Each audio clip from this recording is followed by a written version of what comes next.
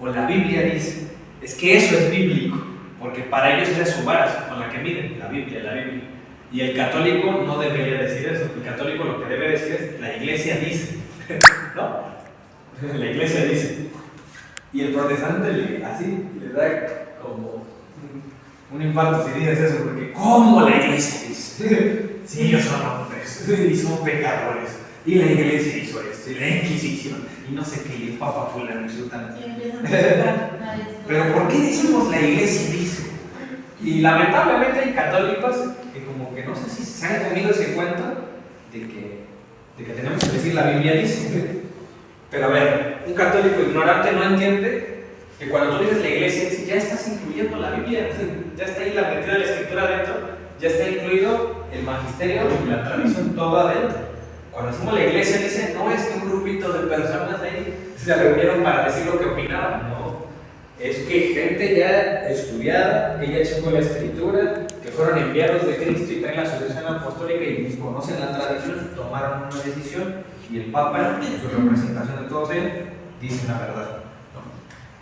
Entonces, eso es lo que debería decir el católico. Con seguridad, deberíamos decirlo.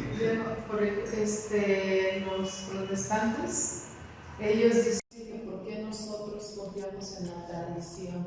Sí. Es solamente Biblia, o sea, tú no lo sacas de eso, dice, ay, usted es pura tradición. Y somos criticados. Sí, y hay mucha ignorancia, ¿no? De parte de eso, porque lo vamos a ver. Eso es un tema aparte, todo el mundo, de ver por qué creemos en la tradición. Y a mí me da un poco de, no sé qué, si reír o llorar, cuando dicen ese tipo de cosas, porque ignoran bastante que de hecho la escritura que tanto defienden, dicen es que la Biblia, ¿no? Y traen ahí su libro y lo andan enseñando. Eso viene de una tradición precedente. O sea, hubo tradición primero y esa tradición recopiló las enseñanzas de Cristo de manera escrita. No debemos pensar que cuando estaban Adán y Eva en el Edén había una persona ahí escribiendo, ¿no? Mientras ocurrían las cosas. No, se escribió mucho después. Muchos años después se retomaron esas enseñanzas que venían por tradición oral y se escribieron. ¿Cuánto tiempo pasó desde Adán y Eva hasta que se escribió el Génesis? Yo digo que muchísimos años, ¿no? Algunos piensan que el Génesis se fue escrito más o menos desde el exilio de Babilonia. O sea, ya había pasado el tema de Moisés incluso y todavía no se escribía el Génesis. Algunos dicen eso, ¿no? Otros que pues Moisés, pues evidentemente lo dice ahí, el Deuteronomio fue escrito, ¿no? Mandó Dios que lo escribieran las leyes. Y cuando menos esos serían los escritos más antiguos. Pero cuando estaba Moisés ya había pasado de Nínive hace mucho tiempo. ¿Cómo el protestante confía en la tradición que viene desde la creación? La tradición oral que se mantuvo hasta que fue escrita, miles de años o cientos de años, y quedó escrita. Entonces lo que tú tienes ahí escrito en el Génesis llevaba mucho tiempo transmitiéndose oralmente. ¿Por qué no cuestionas esa tradición oral que quedó escrita? No, es que yo tengo fe y si quedó escrito es porque Dios lo mantuvo ahí. Bueno, ¿por qué una tradición sí es válida mantenerla y la de ahorita no? ¿Por qué de repente Dios ya, su tradición ya no importa? Y eso que fue transmitida por hombres y fue escrita por hombres, porque ahí no cuestiona la autoridad del hombre y que el hombre también falla. Porque solamente cuando se trata de los católicos, ahí sí lo señalamos, pero no lo otro, ¿no? La parte de la historia que muchas veces se trata de omitir o tapar, ¿no? Pero también participaron hombres, también fueron transmisores los hombres de lo que fue la historia de Adán y Eva. Entonces dense cuenta cómo hay una tradición que se mantuvo sin escribirse mucho tiempo y en esa sí la creen. Pero cuando se trata después de Cristo, como que la tradición ya no la creemos. Entonces, digo, eso lo vamos a ver si quieren después, el tema de la tradición. Y es interesante verlo porque hasta la misma escritura, si tú juegas en su juego con sus propias reglas del protestante, con solo la Biblia, la misma Biblia te manda a creer en una tradición oral. Te dice el apóstol Pablo, por ejemplo, ahí en los Tesalonicenses, te dice lo que tomaste como palabra de Dios que fue dicho por nosotros, escrito por carta, ¿no? O de viva voz. Y dice las dos cosas, que son palabra de Dios. Entonces, miren, por eso dice acá, que la verdad está en la iglesia que Cristo fundó. Eso enseñamos los católicos. Al protestante va a decir, ¿cómo es posible? ¿No? La iglesia se corrompió. Ustedes que le creen, así es que sí dicen, se expresan. Y vamos a ver que esa enseñanza aún está en la Biblia de ellos, que la verdad está en la iglesia, así lo dice San Pablo. Y que si quieres conocer las muchas formas de la sabiduría de Dios, tienes que ir a la iglesia. No dice, ve a la escritura y cada quien entiéndala.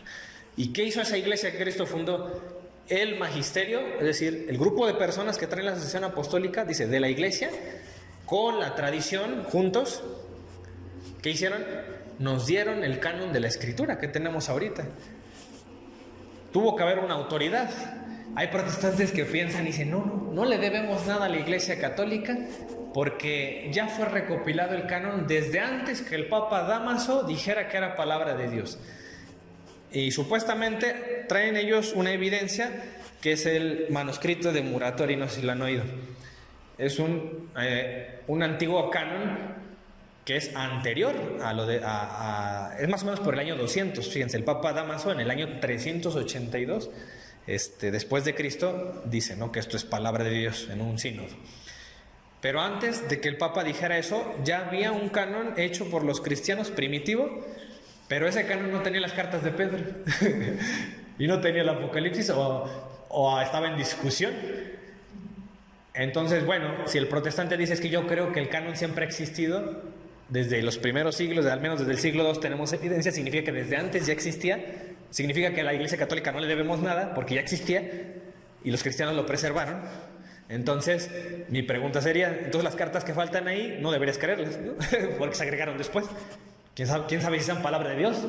¿No? Lo que escribió Pedro o lo que escribió Juan en el Apocalipsis, a lo mejor, de acuerdo al protestante, debería haber dudas de que sí es palabra de Dios. ¿Por qué confías que ahí eso es palabra de Dios?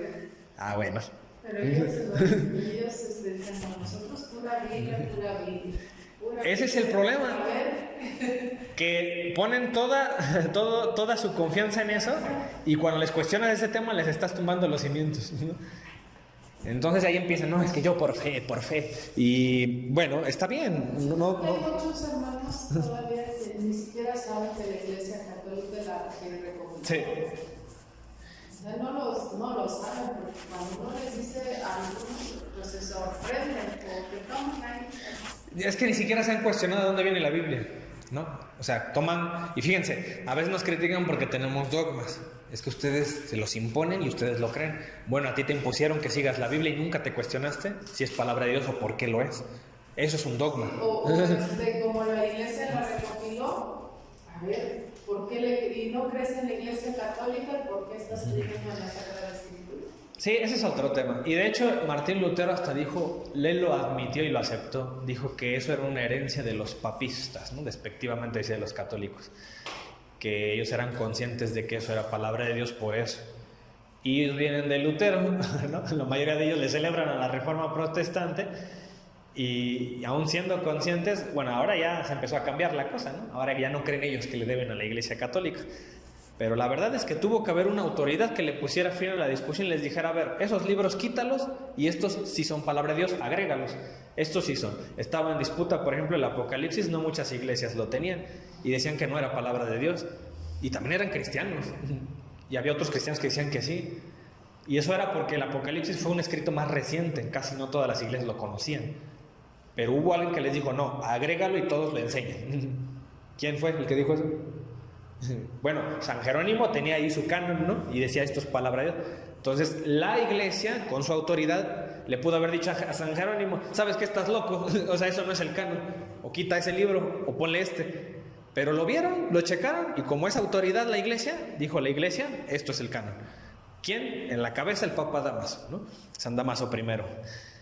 Entonces tuvo que haber una autoridad forzosamente. Si no, imagínense cómo hubiera sido en aquel tiempo donde hay tantísimos cristianos, todos piensan diferente, sería como una torre de Babel, ¿no? Como ahorita es el protestantismo, cada uno piensa diferente, cada uno interpreta diferente y no hay una autoridad que te diga, te ponga en línea y te diga, esto es así.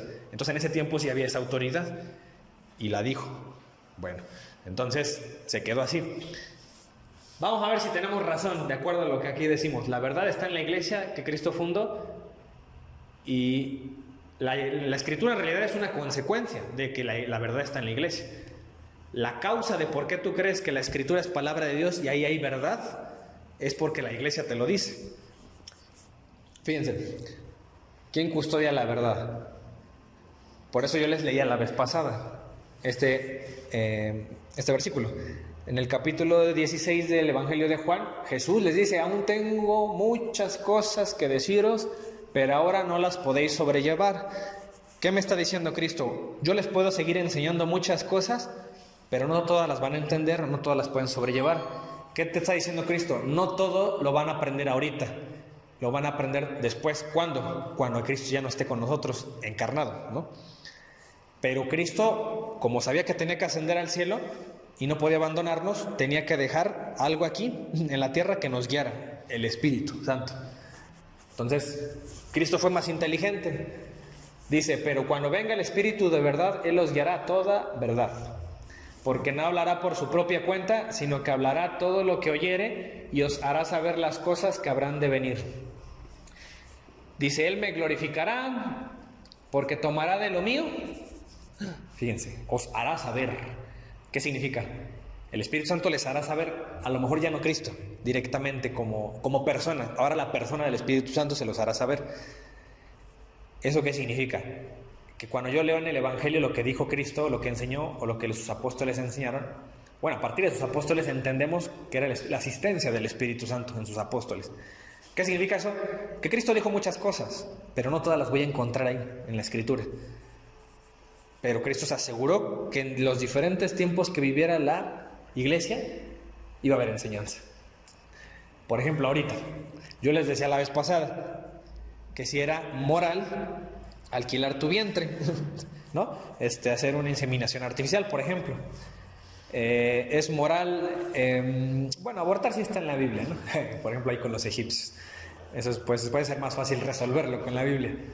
Pero hay cosas que yo creo los apóstoles jamás se imaginaron que algún día iban a ocurrir y que se iban a discutir si era moral o no, porque pues simplemente la ciencia no estaba avanzada en ese tiempo. Por ejemplo, nunca pensaron los apóstoles que a lo mejor cuando alguien se enferma o alguien está a punto de morir, la medicina iba a llegar a prolongar la vida tanto que pues podías, ¿no? Tener la decisión de desconectarte o no de una máquina, por ejemplo, en la eutanasia. Entonces, ¿y eso es moral o no? ¿Está en la Biblia? Pero es que hay situaciones en las cuales ya hay una muerte vegetal, ¿no? Y pues ahí ya, ¿qué podemos hacer ahí? ¿Eso está en la Biblia? Pues no. Entonces, ¿quién lo va a decir o quién nos va a guiar si eso es moral o no? Pues la iglesia, lo que dice Jesús, ¿no? Aún tengo muchas cosas que decirles, pero no las puedes entender, no las puedes sobrellevar. El Espíritu te va a guiar. Entonces, ¿a quiénes? ¿A cualquier persona? ¿A los médicos ateos que quieren eliminar la vida? ¿Que se prestan a estas agendas? No. Cristo le dijo a sus discípulos, por eso dice, fundaré una iglesia. Entonces, para eso es la iglesia. Y los que formen parte ahí y tengan la sucesión. Porque si no, pues Cristo hubiera dicho, pues cualquiera que tenga conciencia, o lea la Biblia y lo que alcancen a entender. Pues no. Pero fíjense que también dice, os lo hará saber, lo vuelvo a subrayar. Todo lo que tiene el Padre es mío, por eso dije que tomará de lo mío. Entonces es casi, ¿no? O sea, como si lo dijera Cristo, al final de cuentas, porque pues hay una unidad en las tres personas. Más claro todavía, ¿quién custodia la verdad en este tiempo? Lo que decimos los católicos. Y ya sé que un protestante va a decir, a ver, Diego, pero esto, Efesios 3:10, está bien. La multiforme sabiduría de Dios, ¿dónde está? En la Escritura. No, bueno, según San Pablo, si yo le pregunto, es dada a conocer mediante la iglesia. Sí, Diego, pero ¿eso dónde lo leíste? Pues en la Biblia. ¿Ya ves cómo la verdad está en la Escritura? No, a ver, momento. No lo digo yo porque lo diga la Escritura, aquí San Pablo lo dice. Este versículo únicamente pasa a confirmar lo que nosotros ya decimos. Pero aunque este versículo no existiera, los católicos seguimos enseñando que la verdad está en la iglesia. Es más, supongamos que la Biblia va a desaparecer y ya no existen Biblias en el mundo. ¿Los protestantes van a seguir existiendo? No. Pero los católicos sí, porque venimos de Cristo y de los apóstoles. Seguimos enseñando que la verdad está en la iglesia. Yo únicamente te muestro este versículo para que te des cuenta en la contradicción en la que estás o en el error de decir que la verdad está en la Escritura cuando la Escritura te está mandando a la iglesia. Eso es lo que debes ver, que tu propia Escritura te manda a la iglesia. O que debes replantearte eso, considerar que también la iglesia es un pilar de la verdad. ¿Y quién lo dice? San Pablo, que la sabiduría de Dios está en la iglesia. Entonces, con tus propias reglas de juego, que solo la Biblia, también demostramos que te manda la iglesia y debes buscar la iglesia porque la Biblia te lo dice. Al menos, cuando menos con eso, ¿no? Sí, pero yo estoy en mi iglesia fulanita y sutanita, ¿no? La iglesia de Jesucristo, de no sé qué, de verdad, de los nazarenos, no, hay unas iglesias que hasta incluso en su título dicen iglesia de Jesucristo o iglesia de no sé qué, bíblica. Hay israelitas. Hay raíces hebreas, ¿no? También. Y yo estoy en esa iglesia, entonces yo ya cumplo porque estoy en la iglesia que dice San Pablo que es pilar y columna y baluarte de la verdad, y que ahí está la multiforme sabiduría de Dios. Bueno, está bien, estás en una congregación. Bueno, aquí los católicos le llamaríamos comunidad eclesial, pero no es una iglesia para nosotros, es una comunidad eclesial. Está bien, ¿no? Que estés en una congregación. Pero si esa iglesia no viene de los apóstoles, o pregúntale a tu pastor, antes de ti, ¿quién estuvo en esta iglesia? ¿Quién la fundó? No, pues sutanito. Y vete retrocediendo, inevitablemente llegarás a una persona rebelde que se llama Martín Lutero. Entonces, no puedes decir que vienes de Cristo cuando tú saliste de una iglesia preexistente. Yo quiero estar en una iglesia que no venga de una iglesia preexistente, que directamente venga de las palabras de Cristo, de que yo fundaré una iglesia. Entonces, ¿qué caso tiene estar en una iglesia que viene de otra? Entonces no estoy en la iglesia de Cristo, porque ya existía otra iglesia antes que yo, o mi congregación. Entonces, ahí es donde viene la honestidad intelectual de decir si esta iglesia a la que tú dices que perteneces y es columna y baluarte la verdad, verdaderamente viene de Cristo. Y ya sé que me van a decir, Diego, pero la iglesia católica no viene de Cristo, la fundó Constantino. No, es que se corrompió, no, es que viene... Bueno, eso va a ser un tema que después vamos a ver con este tema de la iglesia, si de verdad pasó todo eso, una apostasía, si de verdad Constantino anduvo pensando que quería fundar una iglesia católica, y lo hizo, que ni siquiera fue católico él nunca, dicho de paso, así que no entiendo cómo va a fundar algo a lo cual nunca él perteneció, pero bueno, algunos lo creen. Se respeta la ignorancia, pero no es así, no está así en la historia. Pues sí, y no lo digo como insulto, sino que simplemente, pues si te vas a un libro de historia, pues eso no está, lo que te contaron, pues hay que ver, ¿no? Entonces, según San Pablo, me manda a la iglesia. Y yo no digo que están peleadas la escritura con el magisterio, con la tradición. No, es que a veces nos dicen eso, ¿no? Lo que enseñamos no tiene sustento bíblico, no, pero es que tiene una base, puede tener una base. Por ejemplo, ¿no? Vamos a suponer la Asunción de María, ¿no?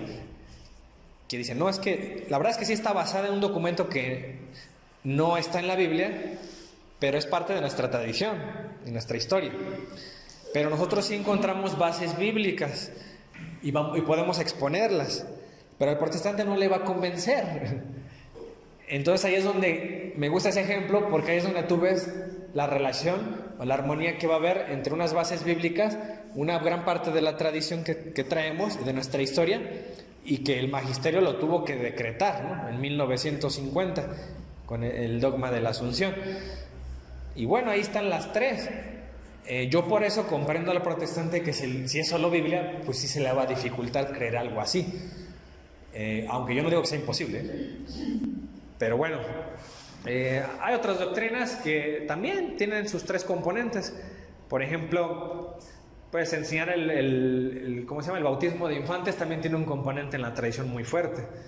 Entonces, en la Biblia igual tenemos bases, pero a lo mejor el protestante no cree que son suficientes para creerlas. Está bien, sus reglas del juego de ellos son solo la Biblia. Por eso se andan peleando entre que si se puede o no se puede. Pero para nosotros no hay problema, porque nosotros no creemos solo la Biblia. Creemos en la Biblia más lo que nos diga nuestra autoridad. Y si está en la tradición, por supuesto atienden las tres cosas, están en armonía y deben de estarlo para decretar una verdad. Entonces, según San Pablo, me manda a mí a la iglesia. No me dice que yo por mi cuenta me vaya a leer la escritura, que para ese entonces ni siquiera estaba el canon, ¿verdad? Definido. Por un lado. Por el otro, La mayor parte de enseñanzas eran pues de viva voz. Entonces con razón San Pablo me dice que vaya a la iglesia. Y fíjense, otra evidencia que también me gusta y apunta a lo que vimos, que la misma escritura te manda a buscar la iglesia y que la iglesia es la verdad, columna y baluarte de la verdad. Es aquí, por ejemplo, miren, en Efesios 4, creo que no se ve mucho. Dice, Él mismo constituyó a unos apóstoles, a otros profetas, a otros evangelistas, a otros pastores y maestros. Y aquí dicen los protestantes, ahí está la iglesia. Cristo constituyó pastores, maestros, ese es el magisterio. Y algunos se apegan a esta cita en sus iglesias protestantes para decir, bueno, a ver, tú fulanito eres apóstol, tú eres profeta, tú eres maestro. Bueno, hay iglesias, hay pastores, hay iglesias protestantes que no creen que la profecía continúe, ¿no? Algunas. Va a depender, ¿no? En dónde te metas, te van a decir si existen o no ciertos ministerios. Lo que están de acuerdo ellos es que no existe el sacerdocio, eso sí, ¿no? Ellos sí, al unísono dicen, el sacerdocio es una cuestión católica, o sea, hay que evitarlo, ¿no? O sea, no es de Cristo eso. Aquí no dice que constituyó sacerdotes, ¿no? Entonces yo creo que Cristo nos mintió en la Eucaristía cuando les dijo, hagan esto, ¿no? El sacrificio. Si es un sacrificio, si es una entrega, entonces pues debe ser un sacerdote, ¿no? El que haga eso. Pero bueno, el católico va a agarrarse de esa cita para decir eso. Aparte de que un sacerdote también puede ser apóstol, un sacerdote puede ser profeta, puede ser pastor, puede ser maestro, también enseñan, ¿no? Pero bueno, en fin, eso es otro tema que algún día discutiremos. ¿Para qué? Nada más el protestante se queda hasta aquí, ¿no? Pero ¿para qué Cristo instituye a estas personas? Dense cuenta aquí la relevancia, porque aquí está la respuesta de lo que dice San Pablo. ¿Por qué la verdad está en la iglesia? Porque hay personas. No es porque hay un libro que hay que seguir. Hay personas. Y esas personas deben continuar en sucesión. Y esa es la lógica. Porque si la sucesión se corta o se corrompe la doctrina, entonces Cristo nos abandonó. Cristo se fue al cielo y pues mejor ni le hubiera encargado el evangelio a las personas, porque si Él sabía y era muy consciente que los hombres se corrompen, entonces Cristo es un Dios que no es bondad, o sea, es maldad. O pues si sabía que se iban a corromper, ¿para qué confía el evangelio a hombres? Entonces es un poco absurdo pensar eso, ¿no? Aquí vienen las razones, lo puse en verde. ¿Para qué Cristo deja personas? Dice, para perfeccionar a los santos, para la obra del ministerio, dice, para la edificación del cuerpo de Cristo, o sea, la iglesia. Fíjense, ellos perfeccionan a los santos, edifican. Dice, para que todos lleguemos a la unidad de la fe. Significa que los hombres nos dan una unidad. Y dicen los protestantes, no es que la Biblia nos da unidad. ¿Seguros? Todos creyeran lo mismo entonces, ¿no? Si de verdad la Biblia te da unidad, todos creerían que Dios es trino, es Trinidad. Todos creen que Dios es Trinidad, ¿no? Si de verdad la Biblia les da unidad, todos creerían que el bautismo es solo para adultos. ¿Todos creen eso? No, hay protestantes que bautizan bebés. Si de verdad la Biblia te da unidad, todos dijeran, que la mayoría lo dicen, el purgatorio no existe, es un invento de Roma. Y no, hay protestantes que sí creen que el purgatorio es una posibilidad, incluso creen en algo, no le llaman purgatorio, pero sí creen que debe haber una purificación si no la alcanzaste. Por ejemplo, todos los protestantes, si de verdad hubiera unidad en la Biblia y todos la leyéramos y la entendiéramos exactamente igual, todos perteneceríamos a la misma congregación, ¿no? Y el diezmo de un pastor daría lo mismo si se lo das a los testigos de Jehová, si se lo das a los mormones. Todos estamos unidos con la Biblia. No, no es así. Entonces no hay unidad nada más conseguir el libro, la escritura.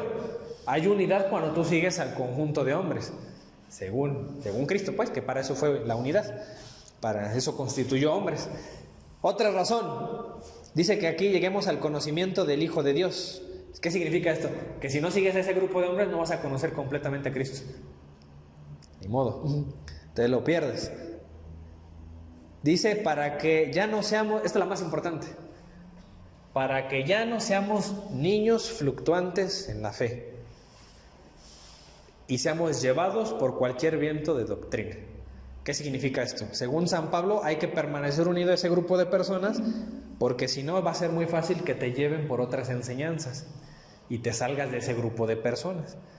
Entonces aquí queda muy claro que Lutero se salió de una iglesia que ya existía para fundar la suya, por ejemplo, y de ahí se repitió la cadenita de salirte de la iglesia y fundar la tuya, salirte y fundar otra. Es que bueno, antes no había ninguna otra, más que Por eso les digo, en la que estamos, en las que nacieron esas.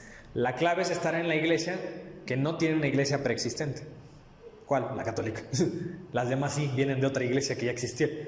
Ay, es que a diario nacen. Preexistente quiere decir. Que ya existía otra y vienes de otra iglesia, fundaste la tuya. Entonces, por eso irte y retroceder, ir hasta atrás.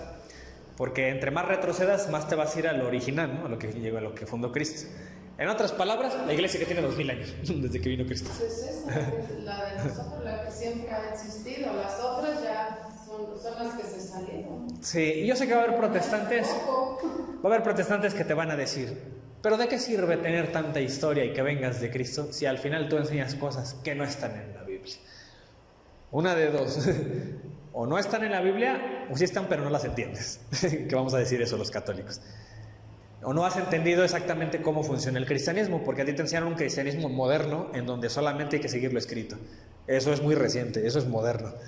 Pero el cristianismo, antes de que se enseñara eso que a ti te enseñaron, era comprender o enseñar, dejarte llevar, dejarte enseñar por las autoridades que dejó Cristo, que ellos también ya vienen con la enseñanza de la Escritura y traen la sucesión apostólica y traen una tradición, porque cuando tú naciste no ya conocías el cristianismo, alguien te lo enseñó, ¿no? Ah, bueno, Cristo por eso funda una iglesia, para que siga esa enseñanza transmitiéndose. Y les prometió el Espíritu Santo que les iba a acompañar. Sí es cierto, los humanos fallamos, los humanos somos medio chismosos, también fallamos en eso. Pero si Cristo promete, le creemos. Si el Espíritu Santo está ahí, no podemos creer que la tradición se corrompe o la Escritura se corrompe. El protestante cree que la Escritura no se corrompe a pesar de que la escribieron hombres. Bueno, a pesar de que la transmitan la tradición hombres, la cuenten, también no se corrompe. Es lo mismo, para un lado que para el otro. O sea, no entiendo por qué la fe sí está de un lado y la fe no está del otro. ¿Por qué si la fe está en la Escritura y no está en la tradición oral? Si las dos son cuestiones o depósitos de fe que se transmitieron sobrenaturalmente. No, el católico va a creer eso. Entonces, miren, la intención de que haya un grupo de personas es para que no sean llevados como niños por cualquier viento de doctrina. Fíjense, por estratagema de hombres significa que San Pablo ya me advierte, va a haber hombres que ya van a querer engañar, que para engañar emplean con astucia artimañas del error, sino que siguiendo la verdad, significa que cuando yo me salgo tenga que tener cuidado, porque probablemente me estoy alejando de la verdad. Yo sé que va a haber protestantes que me van a decir, bueno, sí, Diego, pero nosotros no fundamos una iglesia nueva, nosotros ya traemos la verdad y como estábamos en el error, ahora ya traemos la verdad, ¿no? Es que eso lo juran todos. Todas las miles de sectas dicen lo mismo. Es que ahora sí ya, vamos a seguir a Cristo. Ahora sí ya no estamos en la otra iglesia. Entonces, fíjense cómo cuando hay un desacuerdo en el protestantismo, ¿qué es lo que pasa? Por ejemplo, vamos a poner a los católicos.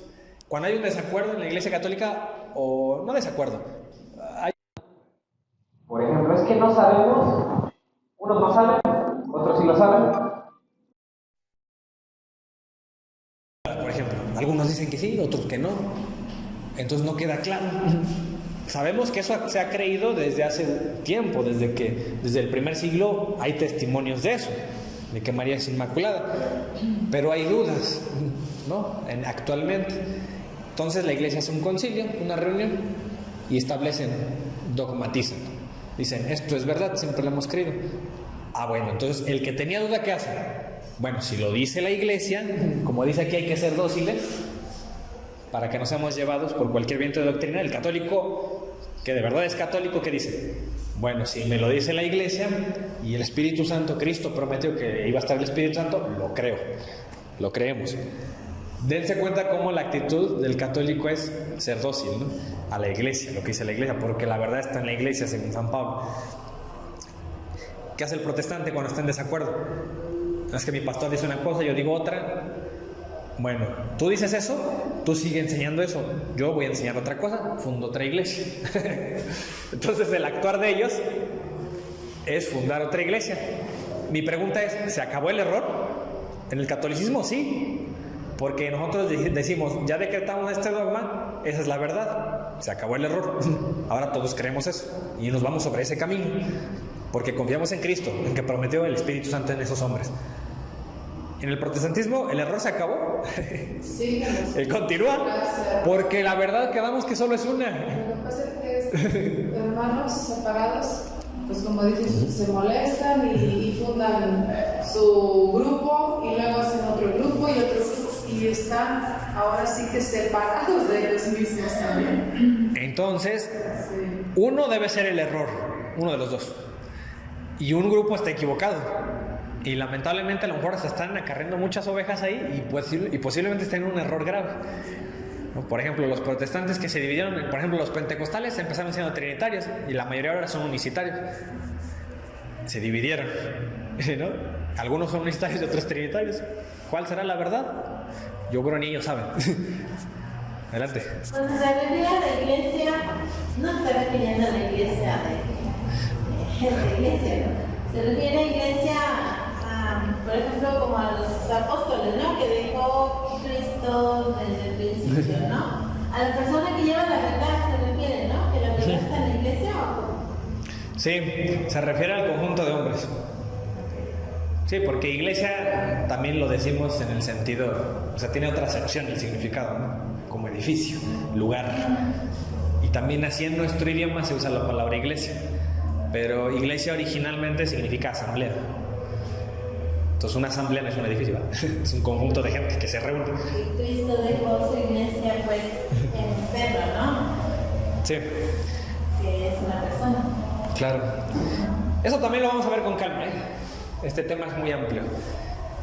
Y yo sé que algunos protestantes podrían decir, Diego, pero cuando ustedes también tienen concilios, pues ahí tienes, por ejemplo, los sedevacantistas después del Concilio Vaticano, ¿no? Y siguen siendo católicos y también tienen sus sectas ustedes, van a decir, ¿no? Sus divisiones. Bueno, sí, pero desde siempre se ha enseñado, y desde muy antiguamente, que en estricta definición, quien está en la iglesia de Cristo es quien está unido a la piedra visible, que es el Papa. Puede haber personas que digan que son católicos, incluso que sus sacramentos sean aceptados y traigan su tradición, por ejemplo los ortodoxos, y son válidos sus sacramentos, pero no están unidos al Papa de Roma. Entonces en ese sentido ellos no pertenecen a la iglesia. Por eso es importante que estén unidos a esa cabeza visible. Y de ahí la importancia, y qué bueno que Cristo fue inteligente y dejó una persona. Si Cristo hubiera dicho, no, pues todos tienen la autoridad, en estos tiempos imagínense cómo íbamos a definir qué es iglesia o cómo vamos a estar seguros que Estuviéramos en grupos. no iba a haber seguridad de dónde estamos unidos, ¿no? O qué enseñanza seguir o a quién seguir, porque pues el Espíritu Santo no lo vemos, ni a Cristo, ahorita no lo vemos, no es visible. Entonces tiene que haber algo visible de cuál agarrarnos y que Cristo lo respalde. Ah, pues qué bueno que Juan 21:15 le dijo a Pedro, pastorea mis ovejas, ¿no? Ahí ya está lo visible. Me está diciendo Cristo, ¿qué te está diciendo ahí? Ah, pues si quieres pertenecer a mi rebaño, mis ovejas, las pastorea Él. Una piedra visible. Guíate ahí, lo que tú ves. Y a partir de ahí, de lo que Él enseña, me está siguiendo a mí. Es mi rebaño. No es el rebaño de Pedro. Pedro es el encargado, el mayordomo. El rebaño de Cristo. Dice por eso, mis ovejas. No le está diciendo, te regalo mis ovejas y ahora tú hazte cargo. No, no son ovejas propiamente de Pedro, pero las va a pastorear Pedro. Le encarga eso. Ahora es el Papa, ¿no? Claro, el sucesor. No, es que no dejó sucesores Pedro.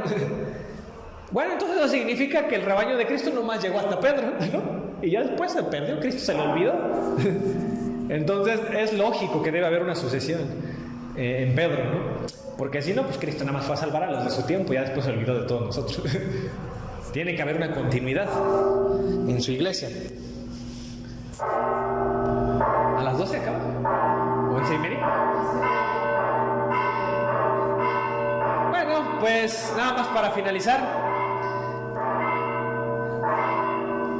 Incluso fíjense, hay protestantes que llegan al extremo de decir, yo no me congrego porque la Biblia dice no te manda a congregarte para salvación.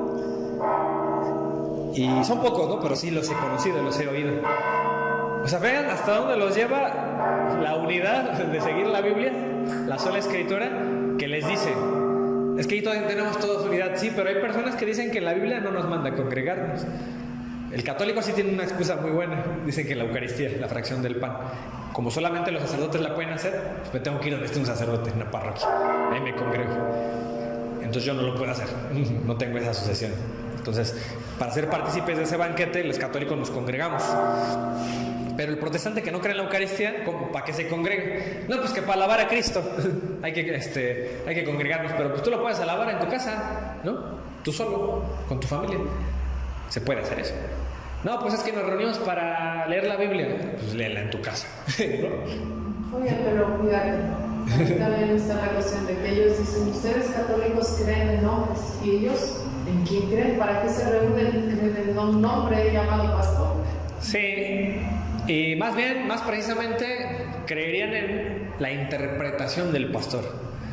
Porque van a decirte ellos, no, es que creemos, nos reunimos, pero el pastor nos enseña la Biblia, nosotros creemos en la Biblia. Sí, o sea, todos la leen, pero la Biblia forzosamente necesita un intérprete, un filtro, alguien que la enseñe. La Biblia no tiene boca y habla. Tiene que leerla a alguien y decírtela, explicártela. Ese es tu pastor. Bueno, lo que él te cuenta de la Biblia, tú se lo crees. No es que lo dice la Biblia, no le creo al pastor. No, pero pon atención. Cuando lees un versículo, puede tener un versículo varias interpretaciones. Ya lo leímos, por ejemplo, en la Eucaristía, cuando Cristo dice esto es mi cuerpo, había 4 interpretaciones en el protestantismo, con Lutero, con Zwinglio, ¿no? Con varios, con Calvino, diferentes, y más la católica eran 4 interpretaciones. ¿Cuál crees? Pues los 4 siguen la Biblia y siguen el mismo versículo. Bueno, puede haber 4 pastores distintos que tengan diferentes cosas. Ahí es donde está el punto. Estás creyendo en uno de los 4 hombres que siguen la misma Biblia. Ese es un problema. Entonces tienes que darte cuenta, si eres protestante, que sí te estás dejando guiar por hombres al final de cuentas, porque el filtro tiene que ser un hombre, alguien. No, pero yo creo que ahí está el Espíritu Santo. Bueno, pues no sé, pues es que por eso, precisamente por el que el Espíritu Santo no lo vemos, Cristo tuvo que dejar algo visible. Por eso dejó una iglesia con sucesión, porque Él es consciente de eso. Si no, pues cada quien va a decir que sigue el Espíritu Santo, y si no lo vemos, pues no tenemos evidencia de que existe el Espíritu Santo, a menos que Cristo haya dejado a alguien visible. ¿Por qué les digo esto? Porque aquí los apóstoles nos invitan, dice, obedezcan a vuestros pastores y sujetados a ellos. Entonces Lutero no siguió ese consejo, él se fue y siguió su propio rebaño, hizo su propio rebaño. Porque ellos, dice, velan por vuestras almas como quienes han de dar cuenta, para que lo hagan con alegría y no quejándose, porque esto no es provechoso. Es decir, puede haber quejas, no te pueden caer bien, a lo mejor moralmente, a lo mejor incluso no son buenos moralmente, pero aunque no sean moralmente buenos, traen un depósito de fe, que es el que trae Cristo, y lo deben transmitir. Hay que creer la enseñanza que ellos les pasaron, aunque no siempre ellos la vivan, pero hay que creer en esa autoridad. Es algo parecido a lo que Cristo le dijo a los apóstoles de la cátedra de Moisés. No sé si lo recuerdan, allá en Mateo, ¿qué era? Mateo 9, que les dice que obedezcan a los fariseos, aunque son hipócritas. No hagan lo que ellos hacen, pero lo que ellos traen es la enseñanza, la ley. Eso sí hay que seguirlo. La Iglesia Católica es lo mismo. A lo mejor hay un sacerdote ahí que se roba el dinero, un sacerdote que es grosero. No hagas lo que él hace, pero sí lo que está enseñando, porque a él se le dejó un depósito de fe que él debe transmitir y está obligado a hacerlo. Y ya por último, San Pedro también nos dice algo parecido. Igualmente, jóvenes, estad sujetos a los ancianos. Ahora les decía esta cuestión de la congregación, porque tenemos que seguir autoridades, grupos de personas. Y aquí también aconsejaba eso, el tema de congregarnos. Dice, estar sujetos a los ancianos y a todos sumisos unos a otros, revestidos de la humildad, porque Dios resiste a los soberbios. Para San Pedro, alguien que no está sujeto a los ancianos, es decir, a las autoridades, presbíteros, también significa anciano, son personas que no son humildes, son soberbios. Humillados pues bajo la poderosa mano de Dios, dice, para que Él os exalte cuando fuere el tiempo. Fíjense cómo no separa la mano de Dios de los ancianos, los tiene como unidos. Sujétense a los ancianos, pero al mismo tiempo dice que no te apartes de Dios. O sea, todo viene junto. Dios está con los ancianos, con esas autoridades. Porque en ese caso, si fuera protestante, Pedro hubiera dicho, no sigan a hombres, sigue a Dios. Él no hace esa división, esa dicotomía. Para él están unidos del mismo modo que Cristo, ahí en Lucas, ¿no? Dice 10:16, el que a vosotros oye, a mí me oye. Está uniendo a Dios con los hombres, no los está separando. Entonces, bueno, hasta aquí llegamos. Y esto fue hasta este punto. Para la siguiente vamos a ver esto. Pero la verdad es que Dios no es los hombres. Y luego dicen la cita, maldito el hombre que cree en el hombre. Oh, ¿cómo nos molesta a nosotros con nuestros sacerdotes? Y yo les digo, ¿y tú le crees a tu pastor? No, es que los sacerdotes no saben. ¿Y tú crees que el pastor tiene más preparación que el sacerdote? Ay. Sí, entonces vamos a resolver eso.